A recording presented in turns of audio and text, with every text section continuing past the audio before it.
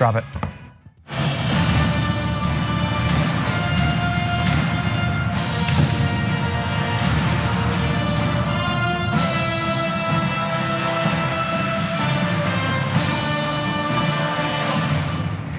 It's the Power Panel. I'm here, Jayar Jackson, David Dayen as well. Very excited. I'm gonna preface the show by saying that I am in a horrible, horrible mood. It's nothing about you, don't take it personally. That is not a lie. It's just, that we live in a stupid, stupid, stupid country that believes a lot of BS about itself. But I'm glad that you guys are here. Yeah, nice to see you too. Thank you. John is famous for never being in a bad mood, and in fact, if he is, you can't tell. This is actually one of those days. If it wasn't for him actually saying it, you'd think, oh yeah, John's just being quiet right now. Maybe he has a stomach ache. Right. You know what sometimes puts you in a good mood though? Talking news with your pals. So maybe that'll happen. But we're gonna start off with the news that's been developing literally before we came here. We got a lot that we're gonna get to. My frustration with democracy in the Senate will be followed later with some of the DNC's latest shenanigans. So that's gonna be fun. And then, we're gonna have a little bit of fun, maybe, with PETA's ad for the Super Bowl, which got rejected. That should be a little bit of fun to analyze. But anyway, look, we got a lot that we gotta get to. We're gonna see what happens. Why don't we jump into it? So we've been wondering, are we going to have witnesses? Oh, maybe Susan Collins and Mitt Romney and all of them will do the right thing. No, there's no witnesses and there's no evidence because the greatest deliberative body in the world isn't interested in finding out the truth of what actually happened with Donald Trump in Ukraine. Not interested in any of that. So we did find out earlier today that Mitt Romney was going to vote for witnesses. That's great for Mitt. And Susan Collins did too. Once it became clear to her that she would be able to vote in favor of them without any witnesses actually being called. Isn't that an amazing little trick that they didn't do? She's gonna be able to go back home and pretend that she was reasonable, but she waited until the last minute to announce it, until it was already proved that we weren't going to have witnesses. I think she was worried about ads being run against her. There better be ads run against her for this cowardly move. Almost worse than what we thought was gonna happen with her. Yeah, I mean, what they call that is a hall pass. So Mitch McConnell knew he had 53 votes in the Senate among Republicans. He didn't want to leave it to John Roberts to have to make a decision at all. So he had 2 hall passes, and he gave one to Romney and he gave one to Collins, and that was it. Yeah. That's how this works. I mean, Well, there was discussions, as they mentioned, how Romney was trying to convince his fellow Republicans to maybe consider something like this, and of course that wasn't going anywhere. So anytime reports come out, people complain all the time about things getting leaked, especially from the White House, maybe sometimes in the Senate. Hey, how could they actually let Bolton write a book? How could Bolton take notes before he leaves the White House and then be so disloyal to this president? I'm not sure if it was leaked or reported that Mitt Romney was trying to convince other senators to vote his way.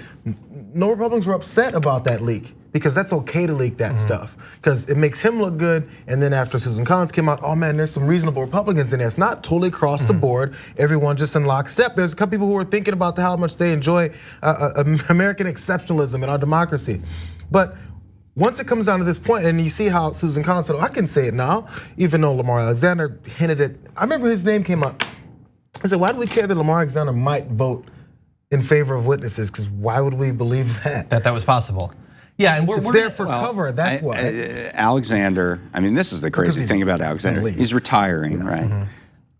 And I saw a thread by Tim Alberta, who is with Politico, and he was actually one of the moderators at the LA debate.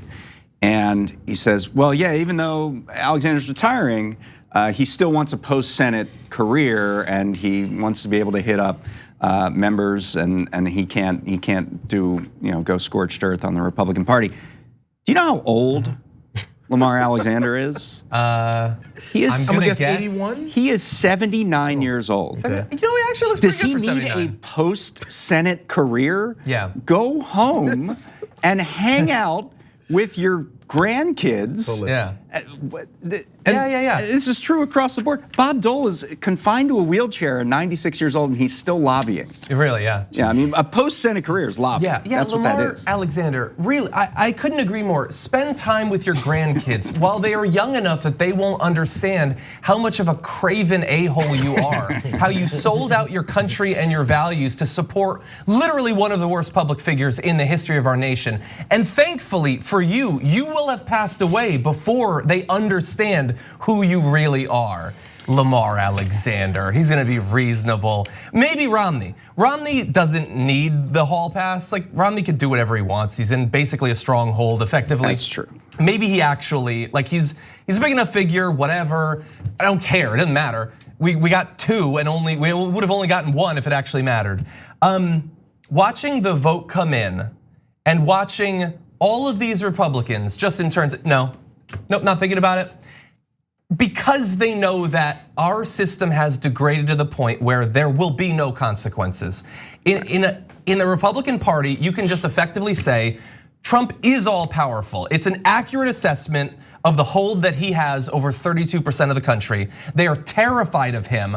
And nothing that you think about America, our democracy, our Constitution, and the great ideas of the founders, none of that can stand up to a Senate majority that we only have because the Senate is, by its very nature, as unrepresentative as possible. It's getting worse literally every year in America. He holds enough people that he can challenge them in a primary, so they will allow him to do anything. This time it's election interference, but honestly, he's been accused of worse crimes that they don't pay attention to. He's been credibly accused of rape. They don't give a damn about that. Where would the line be drawn? I know we're supposed to assume that there is still some line. So, what is that line? One of our writers over at the American Prospect, prospect.org, Alexander Salmon had a piece today about essentially what this impeachment says, not just about politics, but about our culture in general. That we have this anything goes, LOL, nothing matters culture if you're rich and powerful. And it's not just impeachment, although I think after 230 plus years, we can say that impeachment doesn't exist. It's not a remedy. Right. As long as you need 67 senators, you're never going to get that in a partisan environment, in a two-party environment. But it's more than that. It's the CIA torture program going unpunished. It's the bankers on Wall Street who crashed the economy going unpunished. This is the culture. And it's true about the Trump era, but it's been true before the Trump era. And that, I think, more than anything, is what this signifies, this two-tiered system of justice that we have in America. Yeah, we were talking about how things haven't changed that much. I mean, I was mentioning just before we came on how, the American exceptionalism, at least the talk about how great we are, and then we don't back it up with our actions, is actually nothing new. It's just it's more highlighted now because Trump is so bad at it, or doesn't care about covering for his actions. He just does it and then goes, well, it doesn't matter, I'm the president, I can do what I want. And now the folks who used to maybe hide it and cover for it have to openly cover for things that are blatantly being done in front of Americans' faces, so it looks worse. Well, I mean, look what Alexander and Rubio said in their statements. I agree that he did all of this. I stipulate to everything that the House manager said. I'm just not going to impeach him for it. Yeah, I'm not going to remove him for it. Yeah, we have the video, and I have some of the Lamar Alexander tweets. It feels like it would be so stupid to actually read it at this point. Like it would be, I would be taking it more seriously than either of those senators combined take this entire process. To even put Rubio's stupid, conniving face on the screen would feel like a dereliction of duty. My duty as a stupid online host, which I apparently take more seriously than the majority of the senators in our country. Look at his stupid little grin. Like, yeah, I know it looks a little bit pathetic, but I'm just gonna keep my head down and in 8 years I'm gonna run for president again. That's what he thinks. And honestly, it might even work. Well, that's all of their schemes. That's what he's betting on. And I know you don't want to go through, but there's a couple things I highlighted that point out for me from Alexander's statement. He started by saying, no need for more evidence to prove that the president asked Ukraine to investigate Biden and his son. We admit to it, as you pointed out.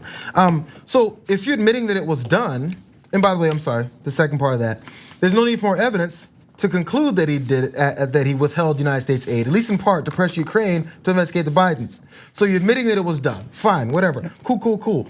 But then the reason we don't need to go through this whole process of witnesses is because he has a constitutional prerogative to protect confidential conversations with his close advisors.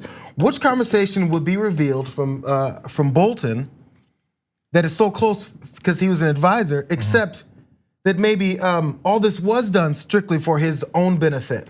So if you want the conversation to be held secret, fine. Except that it's going to reveal exactly what you said didn't happen. You can't have it both ways. You can't say, I never said that, I never withheld aid. Remember, that's how we started. Perfect conversation. How many times do we hear a perfect conversation? Now we're saying it wasn't a perfect conversation, but we can't hear the conversation in reality because it'll actually expose him as the liar that he was. You can't continue to move your lies as they get exposed and say, well, fine, you exposed that one, but I don't care. Yeah. That's the answer.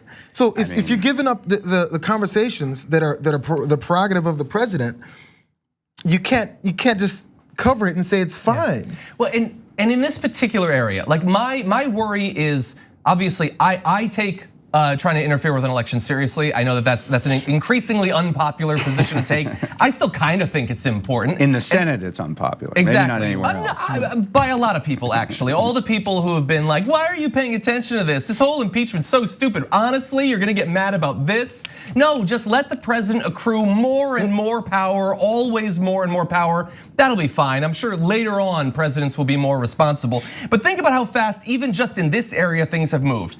That the Mueller report came out and not 100%, but effectively was like, well, on collusion, no, not super strong evidence of collusion, partially because the entire thing was obstructed. We never actually talked to the people involved with it, but fine.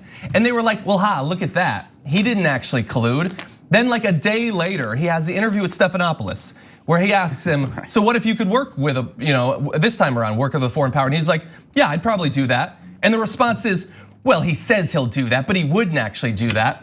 Now it's, oh yeah, no, he totally tried to do it, but you shouldn't care about that either. It is like things are falling apart literally on a week by week basis. Internally inconsistent arguments falling apart, supposed values, institutional norms, all of that is falling apart in real time. And later on, we're gonna have like the Rick Santorum argument that like, oh, Trump is gonna be chastened after being impeached and all that. How, like the fact that people could still be this either naive and stupid or corrupt and lying. Such a depressing day. I mean, part of that is that why would he have been chastened by the 30 other things that, we have lobbyists and foreign governments streaming into the Trump hotel? Why would he be chastened by anything that's gone on in the last 3 years, number one? Number two, I'm gonna try to give you a silver lining. Okay. Try to give you a silver lining. At least we don't have the John Bolton welcome to the resistance party of hearing him testify and hearing him become a hero of the left. John Bolton, the guy who wants us to move headlong into a meat grinder in Iran. That is true. That is a good silver line. And let me briefly say, so like, there's been this thing.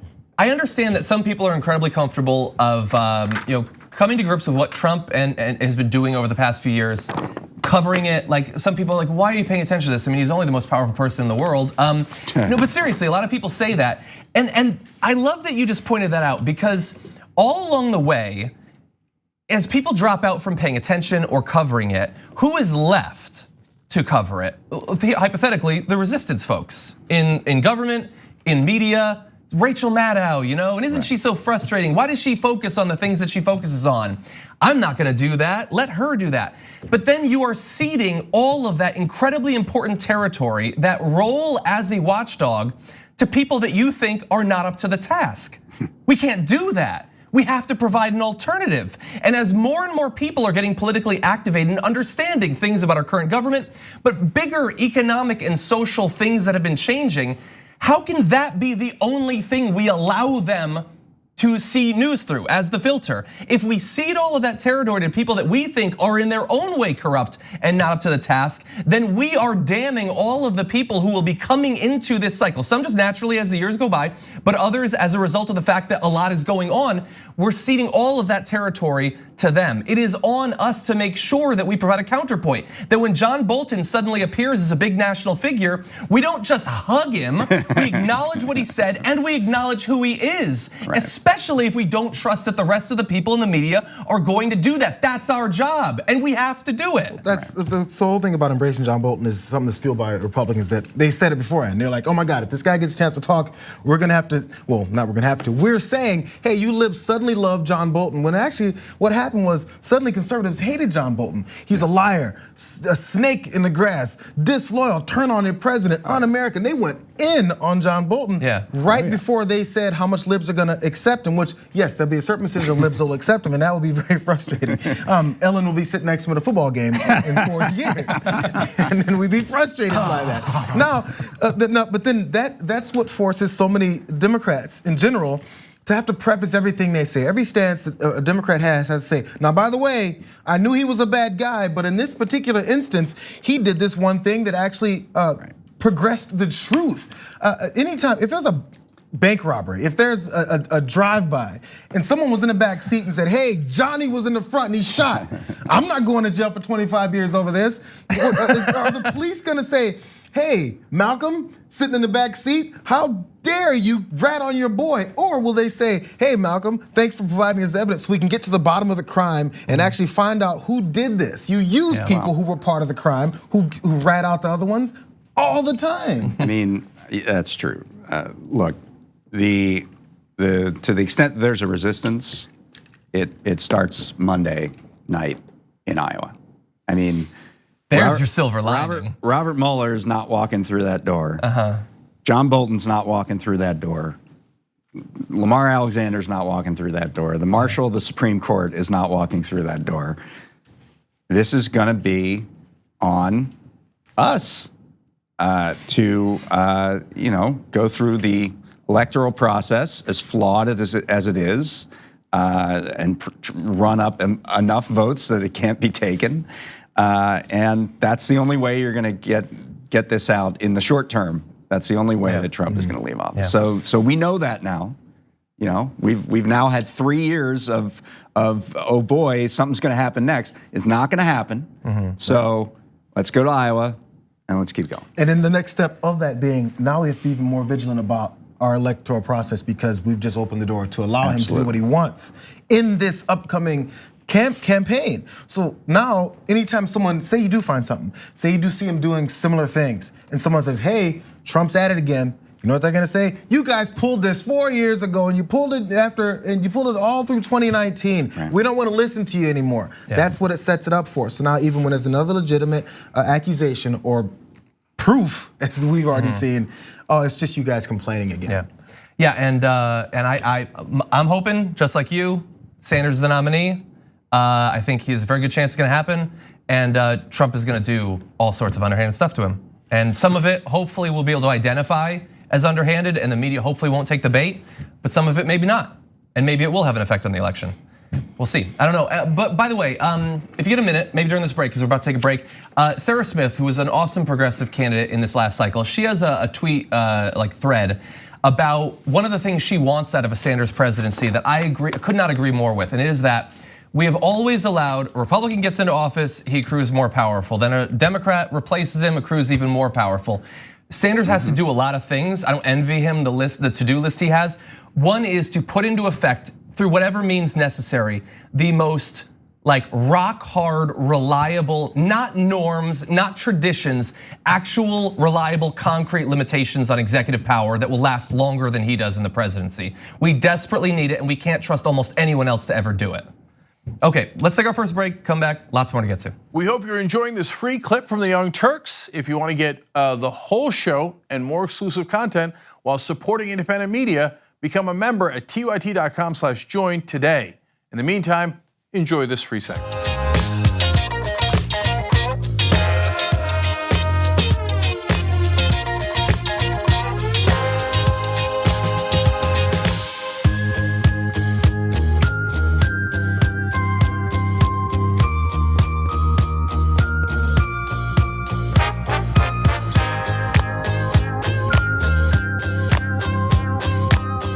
Hello everybody and welcome back to the Power Panel. Before we jump back into the news, I wanted to read some members' comments. Dario said David's astute perspective is needed on a day like this. Big fan there. Jenks Instagram Kofefe says, Jayar rep in Detroit, that old English D, love it, man. Nice. Motown nice. Philly right here. And Huey, the man over here. I love Got this at a Tigers game 2 summers ago when they got dismantled by the Red Sox. It was a disaster of a game. Anyway, when you wear it, do you feel like a big loser? Okay, and Huey P. Sanders says, don't pretend like Mainers are stupid. We know what she did. We have eyes and ears. We know she's complicit and she has Trump stink all over her. 61% of Mainers want Trump impeached. We're friendly people, but there is nowhere in Maine for Collins to actually return to now, and Mainers will remind her of that fact for the rest of her life. There you go. We'll see. Give me a silver lining, Maine, come on. Let's see if we can get some other ones as well. Let's see. Okay, also I wanted to let you know, obviously this next week is gonna be a big one. We got so many big events coming up. One of those is that we're gonna be covering the State of the Union on Tuesday, February 4th, starting at 9 p.m. Eastern, 6 p.m. Pacific time. But because of that, obviously we have to make an adjustment to our old school schedule. For next week, old school will be available for members on Wednesday, February 5th, my birthday. You can find the full schedule under announcements at TYT.com, and you can become a member today at TYT.com/join to watch that. And also some of the special event coverage next week. The vast majority of it is going to be totally public. A little bit at the end will be exclusively for members. So if you have been putting off becoming a member, there is no better week than next week. And I don't want to jinx anything, but I am looking forward to celebrating on Monday. I kind of need that to happen at this point. That would be nice. So celebrate with us. Week-long celebration. John's birthday, potentially August. The celebration that Trump is going to have. The birthday is nothing. Monday's bigger. He's definitely going to celebrate at the standing up. Okay, let's turn now to a very important story. Vice President Mike Pence had what became for him an uncomfortable run-in with Dr. Rob Davidson over the issue of the just announced plan to switch over to block grants for Medicaid. Take a look at what the doctor said to the vice president. Emergency doctor, I'm worried about the plans they talked about last week of maybe cutting Medicare and then the rollout today of cutting Medicaid. I work in one of the poorest counties in Michigan, and my patients depend on expanded Medicaid. So how is that going to affect my patients? I haven't heard about cutting some Medicaid. Cut Medicaid, yeah. The head of CMS announced the plan to let states file for waivers so they could get block grants. So that would essentially cut the amount of money going to the states. Is that a good idea? Actually, when I was governor of Indiana, we got a waiver from the Obama administration that actually allowed us to expand Medicaid coverage in the states. Right, but now they're talking about scaling back the Medicaid expansion that we got with the Affordable Care Act, and that 680,000 Michiganders, 600,000 in Iowa. I mean, a lot of people got health care. We expanded coverage in Indiana. Right, but I'm just talking about the president and your administration right now, what they're doing. Right now, they're cutting Medicaid. Those are waivers for states that didn't take expansion. No, it's for people who took expansion money too. I mean, your administration just announced this, they rolled it out today, and it's gonna affect millions of people across the country cutting Medicaid. I mean, is that a good idea or is that a bad idea? I think you're oversimplifying. Well, I think it comes down to that for the people I take care of all the time. I mean, people I see in the emergency department that can't get primary care doctors, once they got Medicaid, they could get primary care doctors. They stayed out of the ER. They actually worked more. They actually contributed to our community more. That doctor just surgically dismantled him. For a productive conversation, ideally you want something like 100% total understanding split equally between the participants. Mike Pence obviously didn't want to engage with this guy, also didn't seem to know anything about what was actually going on. Nothing at all. And in an important issue. Went back to when I was governor in Indiana, which of course was before he became vice president. So this is an incredibly important issue, and what's also interesting about it is the lead official at the Center for Medicare and Medicaid Services, Seema Verna, it was Mike Pence's healthcare official in Indiana. So, I mean, he does have some sense of what's going on, and this is a consequential issue. You're allowing states to say, give me a fixed amount of money instead of a variable rate depending on how many beneficiaries there are within Medicaid. It is a recipe to cut hundreds of thousands of people potentially off of Medicaid, depending on how many states pick this up. And it gets worse in a downturn, right? Because there's a downturn, people are unemployed, they need health care, and if they have no income, they can go on Medicaid. But in a block-granted environment, there's no way. So it's literally worse when the economy gets worse, when people need it the most. Yeah. So what I just heard is that next week, the House Democrats are going to vote on what is called a resolution of disapproval for this proposal. And what that means is that there's something, it's called the Congressional Reform Act, and Trump's Republicans did this earlier in his term, in the first part of the term. You can vote as a Congress to disapprove of a resolution, and then they can't do it. And it's a up or down, and they have to vote on it. So once this gets through the House, and I believe it will, it has to go to the Senate, and all those senators like Susan Collins and Cory Gardner and Tom Tillis and all those guys will have to vote on whether to cut Medicaid. And I truly believe you'll see more ads during the general election on this than you will on impeachment. Well, that certainly makes sense. My question would then be, like, ideally, you'd want to live in a country where a political party having as their standing goal, we want to cut as much of the spending on the poor as possible, that they wouldn't do it. We don't live in that country, but so they still will cut it, but they will hide it as it's a restructuring. It's a different way of funding it.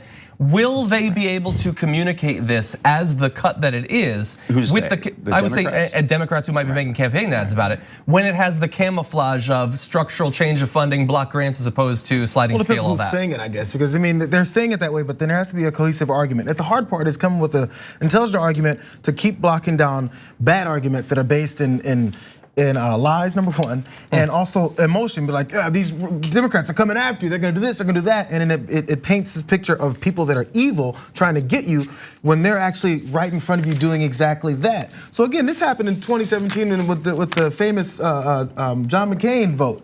They were trying this as part of the rejection of Obamacare in the first place. This was in the tenets of their appeal to voters. Be like, hey, we're trying to get rid of this and have block grants. They've been pushing this for a while. So now after the devastating vote that solidified and galvanized Trump's disdain for John McCain right before he passed away, they're like, oh, we can try it again now. Oh, he's gone. Let's go ahead and go for it again with another mask. So you're gonna subvert exactly what Congress and the Senate voted on and try and do it all over again, just specifically with this one because you just feel like it. I think you ask how are Democrats going to message this? They should hire Dr. Rob Davidson. That guy. That's pretty effective. It was extremely effective because he didn't buy all the, he said, this is just going to cut Medicaid. This is functionally a cut. It's going to cut it for thousands of people who need this in my community. And that's the way to bring it home is to just go there. You can cut that ad again right now. Play that absolutely part of Pence saying, well, in Indiana I did this way, in Indiana I did this way, in Indiana I did it this way, and then ask the voiceover lady from the Lincoln Project commercials, hey Mike, what changed your mind now? Is it Trump? I mean, it's too easy. Anytime that you used to be a certain way, and now you're a different way, strictly because of your position, that's exactly what we're looking for to find out your lack of principles. They couch this in reform, they couch it in restructuring and all, but all you have to say is they're going to end Medicaid as we know it. Exactly. And Democrats sometimes are pretty good at that. They can fearmonger around Medicare, Medicaid, and Social Security. They know how to do that. Yes. And I think Sanders knows how to do that pretty well. Better than some of the other frontrunners, certainly, who have themselves threatened those things. Allegedly, I know it's up in the media really hasn't looked into it, so who can say? And bear in mind, so you referenced the thumbs up, thumbs down. For all of the terrible things that Donald Trump has done, the ridiculous statements, looking laughable on the international stage, his worst approval rating was when the Republican Party in that first year were actually trying to get things done, but all of it was horrendous. That was when he was at his worst. And now, gearing up for his re-election bid, we have a video on the Dayen Report we recorded this morning. Me and Brett are like, it's 10 ways Trump could win in 2020. I don't think he's gonna pay attention to it because his strategy so far is announcing he's gonna look to cut Social Security.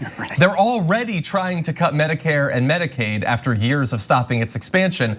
Like, they've activated challenge mode for this re-election by doing all of the things you're not supposed to do. It is going to be up to the media to be honest about what they're doing and the Democrats to rightfully point it out because there's nothing more damaging than their persistent campaign of going after the most vulnerable. Now, really fast, I just want to run through a couple of graphics for people, especially outside of the country, who don't necessarily understand what is happening in this reformation of the funding. So bear with me for just a minute. Currently, Medicaid covers healthcare for 71 million people across the country. This is not a small program, it is absolutely massive. Most are low-income people, disabled people and children. It's set up as a federal-state partnership. A state contributes money to cover its Medicaid population, and the federal government matches that contribution using a formula based on a state's per capita income. Therefore, low-income states get more from the federal government than high-income states do. There's currently no limit to what federal government contributes. Medicaid beneficiaries across the country have a right to whatever care they need for however long they need it, even, as you pointed out, in a downturn where you might have more people on it suddenly. You're not talking about them just divvying up X dollars between more people. You get actually more funding because you have more need for it.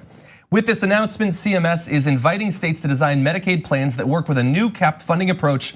They have flexibility in how they design these plans and could be exempted from certain Medicaid requirements. For example, the plan would allow states to create a formulary to pick and choose which drugs are covered. Normally, Medicaid covers all drugs. So under the new system, you're gonna wanna be very careful about which illnesses you have. Choose wisely, because you might not be able to get certain types of medication in the future. One thing I'm interested in, I'd love to hear your read on this, is block grants could run into trouble in the courts, just as Medicaid work requirements already have, if judges find they are contrary to the purpose of the Medicaid program, which is, of course, actually provide those benefits. Do you think that's likely to happen? I think you'll almost certainly see an attempt on the part of advocates for patients and progressive groups to try to block it in the courts. I would say two things. So this puts the onus on the states to design a new program. We know what states are going to do that. California is not going to set up a block grant program. This is going to be conservative states, again, widening the divide. Some of them don't have Medicaid expansion at all, and now they're going to target it so that it's a block grant and even fewer people can become eligible. So this is just going to widen that divide. The second thing is we already know what this looks like. This is what they did with welfare. So welfare, after the Clinton reform law, became a block grant program. And for the first 5 years, it was working fine because there was a huge surplus, and this was one of the better times economically in recent memory.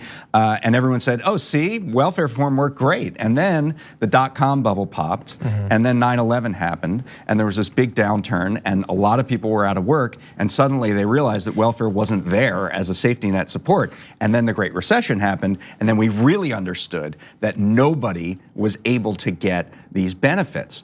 And so I think we already have the model for what this looks like, and it's really, really not good. That's what I was, the welfare and SNAP program thing is exactly what I was thinking about, because also, the way this will also be posed, like it starts by, hey, because they have exclusions for a certain elderly, certain sicknesses, all that thing. And that's supposed to be something where their compassion comes into play. When in reality, what will happen, it'll continue to get progressed the way that welfare has. It started as you said, oh, we reformed it and it's so great now. But as you keep on pushing and cutting and cutting and pushing and cutting, it keeps getting shaved down. And the way that people are portrayed that are having to depend on this is lazy. How do you go for your entitlements?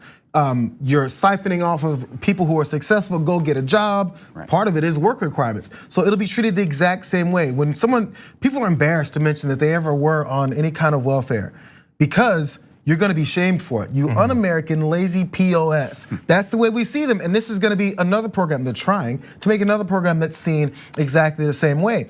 Now, you mentioned some of the states, like Tennessee was specifically one of the states. I remember reading this article. One of the states that said, hey, we wanna go with this too, but they weren't even eligible for it because they didn't even accept the Medicaid, the Obamacare expansions in the first place.